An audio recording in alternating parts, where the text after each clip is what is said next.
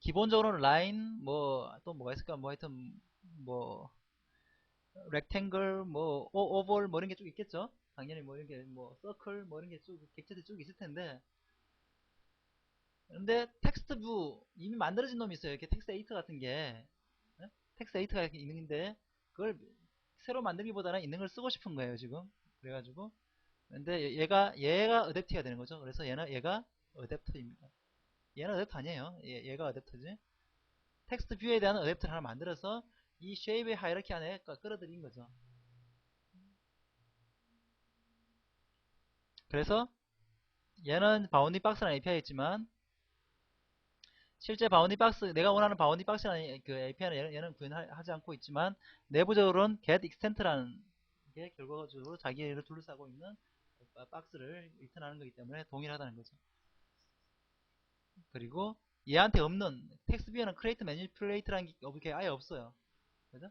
그 경우에는 또 내가 어댑터를 쓰면서 얘가 또 얘랑 무관하게 이 매니플레이트 할 수 있는 기능들을 추가할 수 있다는 거죠.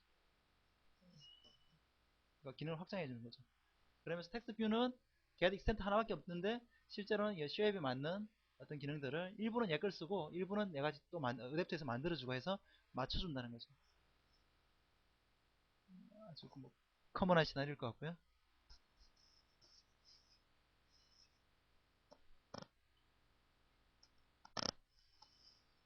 그 다음에 이제 프락시 아까 어댑터랑 프락시의 가장 큰 차이점이 뭐라 그랬죠?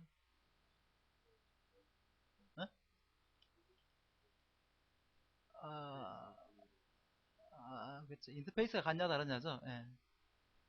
어댑터는 인터페이스가 다르기 때문에 그걸 맞춰주는 게 어댑터가 하는 일이고 프락시는 인터페이스가 같기 때문에 같은데 마치 그래 그 원래 이놈인 오리지널인 것처럼 행동하면서 가로채는 거죠. 가로채는 프락시는 그야말로 프락 네, 뭐 어쨌든 프락시가 그렇습니다. 네. 나중에 또 물어보겠습니다. 뭐 프락시랑 어댑터 차이점.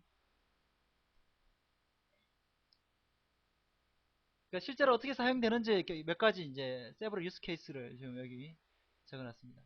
아까 전에 얘기한 대로 리모트 프락시가 있습니다.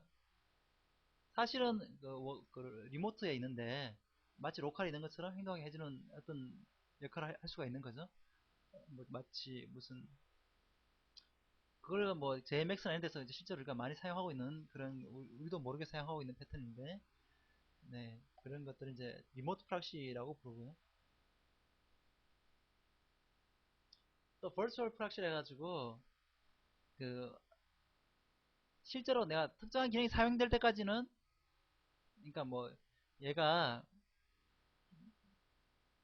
모든 메소드를 다 처음 액세스할 때 딱 만들면은 뭐 그럴 필요는 좀 없을 것 같은데 객체를 미리 만들어 놨다가 이 중에서 좀 비싼 오퍼레이션이 있습니다. 비싼 오퍼레이션이 그러니까 뭐 메모리에 DB에서 뭐 읽어드려야 된다거나 이런 것들이 있을 수 있는데 아니면 뭐 IO 통신을 해야 된다거나 그런 게 필요할 때만 실제 객체를 만든다는 식으로 동작할 수 있겠죠. 그러니까 뭐 이미지를 만약에 내가 프락시를 쓰겠다 그러면 이미지 객체를 다 메모리 로딩하면 몇 메가 되는 거 다 미리 다 읽어드려야 되잖아요. 그런 것들을 이제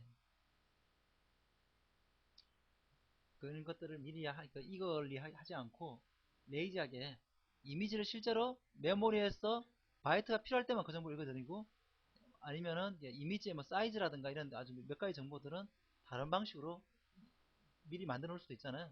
얘 렉탱글 정보는 했다가 걔는 리턴을 주고 실제 이미지를 내가 화면에 그려야 된다. 그때는 어쩔 수 없이 가히 픽셀 정보를 다 로딩 해야 되잖아요. 그때 됐어야 실제 로딩하기 시작하면 된다는 거죠. 그렇게 함으로써 어, 그 성능이라든가 이런 것들을 효율을 높일 수 있는 그런 방법을 또 프락시라고 할 수 있고요. 또 벌추럴 프락시라고 부르고 프로텍션 프락시는 또 하나 이제 그 경우인데 액세스 컨트롤 한다는 거죠. 내가 어떤 객체에다가 그 오리지널 오브젝트에 접근할 때 액세스 컨트롤 필요하다. 뭐 액세스 컨트롤 어떻게 하느냐는 뭐 현재 문맥에서 뭐 서브젝트를 확인하든지 아니면 다른 경로를 통하든지 그거는 이제 구체적인 문제고 어쨌든 액세스 컨트롤 기능을 추가하고 싶다. 그때도 프락시 같은 걸 사용하면은 사용하는 쪽에서는 원래 오브젝트를 사용하는 것처럼 인터페이스는 전혀 변하지 않지만 그러한 기능을 추가할 수 있다는 거죠.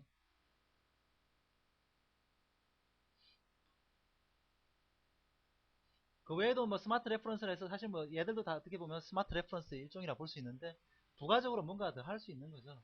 오브젝트 액세스 하기 전에 앞뒤로 뭐 하는 건데 많이 사용되는 케이스를 보면 만약에 이제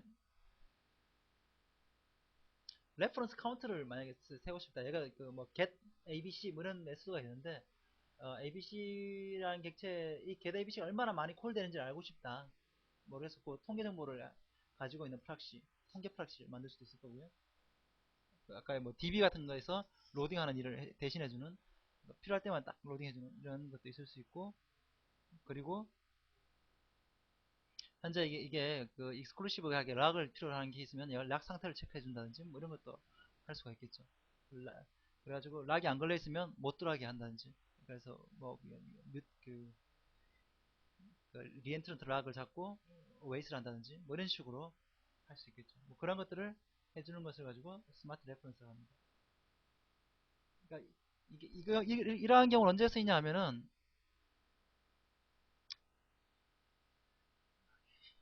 그 스레드 세이프하지 않게 프로그램을 짤 수가 있어요. 원래 어떤 객체는 이제 스레드 세이프를 고려하지 않고 만들어졌어요. 그냥 싱글 스레드라고 생각을 했는데 그런데 지금 멀티스플 스레드에서 해당하는 객체를 써야 돼요.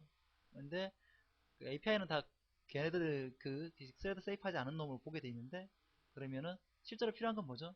얘가 스레드 세이프하지 않기 때문에 락을 잡아줘야 된다고요. 얘에 대한 액세스는 모두가 특정한 락을 통해서만 가면은 그 멀티플 스레드가 액세스 할 수 있는 거죠. 스레드 세이프하지 않은 객체라 하더라도 스레드 세이프하게 쓸 수가 있는 거거든요. 그런 것을 해주는 걸 생각할 수 있겠죠. 특정한 객체에 그 전담하는 어떤 락을 하나 만들어가지고 반드시 그 락을 잡았을 때만 이 객체를 액세스할 수 있도록 프락시를 만들어주면 얘는 스레드 세이프하게 쓸 수가 있는 거죠. 네.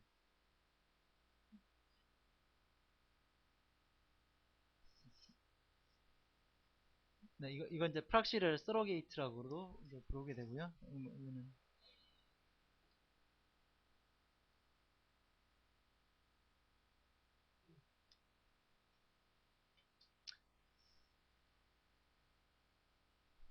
자 여기서 그 실제 클라이언트가 콜하고 싶은 놈은 누구죠? 리얼 서브젝트죠? 서브젝트가 아닙니다. 이게 잘 이해를 해야 돼요. 서브젝트라는 인터페이스가 주어져 있고 인터페이스가 동일한 게 지금 있는 거고 리얼 서브젝트랑 프락시는 지금 실제로 둘 다 서브젝트 인터페이스를 구현하고 있습니다. 그런데 사실 클라이언트는 원래 리얼 서브젝트에다가 뉴 해가지고 그냥 리퀘스트 딱 날리면 땡인데 내가 지금 프락시를 쓰고 싶은 거죠. 프락시 쓰는 이유는 뭐가 어디 있죠? 점점점에 있는 거죠. 점점점. 그죠? 어? 앞뒤로 점점점을 하고 싶은 거예요. 점점점을. 이게 뭔지는 모르지만.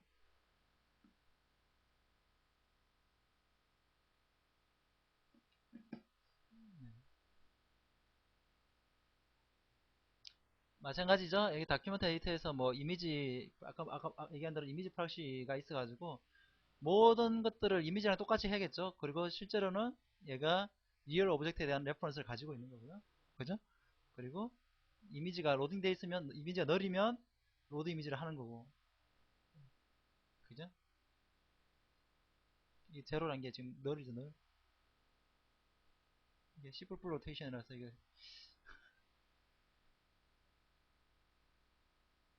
네. 어쨌든 그런 식으로 하게 되어 있습니다. 그러니까 각각의 경우에 대해서 필요한 경우에 들어갈 때 이미지 로딩 할 수 있고 실제로 그 필요한 경우에만 로딩하면 되는 거죠. 그리고 만약에 get extend 같은 경우는 이제 그 바운딩 박스를 주는 건데 이런 경우에는 만약에 굳이 이미지가 필요 없으면 여기는 이제 이미지를 가지고 get extend를 했는데 굳이 이미 이 객체가 없을 수도 있거든요. 필요 없고 그 정보를 미리 갖고 있을 수도 있으면은 그 렉탱글만 따로 저장할 수도 있는 거죠. 그래서 미리 바로 리턴 할 수 하고 실제로 들어갈 때만 로딩 한다든지 이렇게 해서 좀 더 성능 튜닝을 할 수 있는 그런 그 기능으로 지금 프락시를 쓰고 있습니다.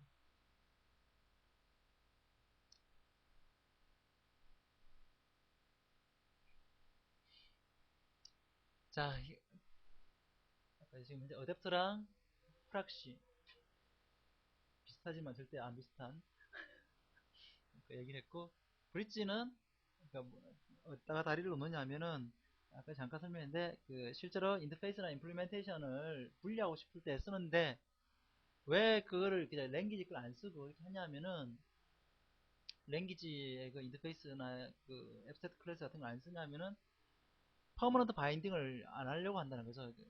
상속 구조를 하게 되면 퍼머넌트 바인딩을 써야 되니까 이네리턴스를 안 쓰고 컴포지션을 쓰든지 해서 그것을 회피하겠다는 거죠. 뭔가 조금 더 자유롭게 하겠다. 이때까지 여기서 계속 했던 게 클래스 스코프랑 오브젝트 스코프를 나누는 기준도 그거였고, 계속적으로 뭔가 좀 다이나믹하게 뭔가를 더 하고 싶다, 이런 것들이라고 그랬죠.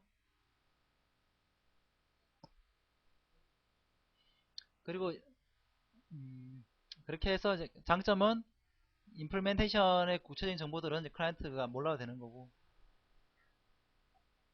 이걸 이제 다른 이름으로 핸들이라고 봅니다. 주로 이제 그 윈도우 프로그램 해본 사람 알 텐데, 오브젝트 윈도우 핸들이라는 개념이 있죠. 이제 그 핸들이 마치 그 윈도우 동일한 것 같지만 항상 그 핸들을 통해서만 그 윈도우에 대해서 정보를 이제 가지고 올 수 있습니다. 그죠? 뭐 파일이든 뭐 MFC 보면 다 핸들로 잡혀 있는데, 진짜 그걸 대표하는 어떤 거지만, 핸들은 실제로 그 자체는 아니죠. 피지컬하게 그 윈도우 자체는 아닌데 항상 핸들을 통해서만 쓸 수 있도록 해놓은 게 있는데, 어쨌든 그러한 개념입니다. 지금.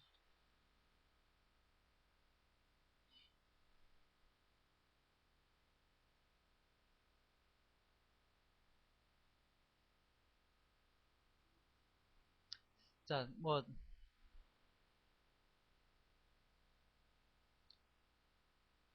실제로는 뭐가 다르죠 지금? 뭐가 다른지가 이게 키인데, 자 여기서 컴포지션 썼죠? 이게 지금 컴포지션입니다. 여러 개 있을 수 있다는 얘기를 하는 거고, 다이아몬드는 개수가 하나, 여기 없으면 하나가 있다는 얘기고, 임플리멘트가, 다이아몬드는 이렇게 에그리게이션이기 때문에 여러 개 있을 수 있다는 뜻이고요. 어쨌든 멤버 필드로 갖고 있는 겁니다. 그 앱스트랙션과 임플리멘터의 큰 차이는 뭐가 있죠? 지금 보면은 메소드 시그너처가 달라요. 인터페이스가 다르죠. 인터페이스 하나는 오퍼레이션이고, 클라이언트가 원하는 건 오퍼레이션입니다. 그리고 임플리멘터가 갖고 있는 거는 오퍼레이션 인풋입니다. 그죠? 다르죠? 왜 이렇게 했죠? 그러면 왜 이걸 어댑터를 안 썼죠? 용도가 다른 거죠. 이미 존재하는 것에 대해서 이미 이게 구현이 돼 있고, 이걸 써가지고 클라이언트 요구하는 앱스트랙션이라는 것에 맞추기 위해서 하면은 어댑터 쓰는 게 맞는데, 왜 브릿지를 썼냐 하면은, 브릿지는 처음 설계할 때부터 얘랑 인터페이스 그 시그너처가 같지 않도록 해도 허용하기 위해서 설계를 하는 겁니다. 이렇게. 그래서 두 개가 다르게 돼 있고요. 그리고 앱스트랙션은 앱스트랙션 나름대로 그 상속 구조를 할 수 있고, 임플리멘트는 임플리멘트 나름대로 또 상속 구조를 전혀 다르게 가질 수가 있습니다. 서로 디펜던시가 없다는 거죠. 그죠? 당연히 어프로치 구현하는 구현 쪽은 어차피 오브젝트 컴포지션밖에 없기 때문에, 실제 콜하는 쪽의 입장에서 보면은 마치 어댑터 오브젝트 스코프랑 굉장히 유사하게 보이지만 의도가 다르다는 거, 인텐트가 완전히 다르고, 그 실제 이 구현체가 어떻게 될지는 모른다는 거죠. 그러니까 브릿지와 어댑터의 가장 큰 차이점은 뭐라고요? 어댑터와 브릿지의 가장 큰 차이점은 뭐죠? 네? 의도가 다르고 용도가 다른 거죠.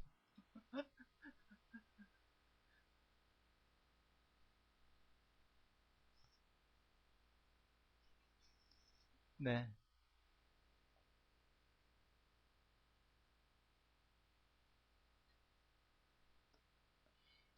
아까 전에 얘기했지만 실제로는 이제 얘들이 다르고요 지금. 그러니까 얘는 탭으로 돼 있고 뭐 이렇게 돼 있고, 얘 윈도우 입장에서는 사실은 드로우 텍스트랑 드로우 렉트만 있으면 돼요.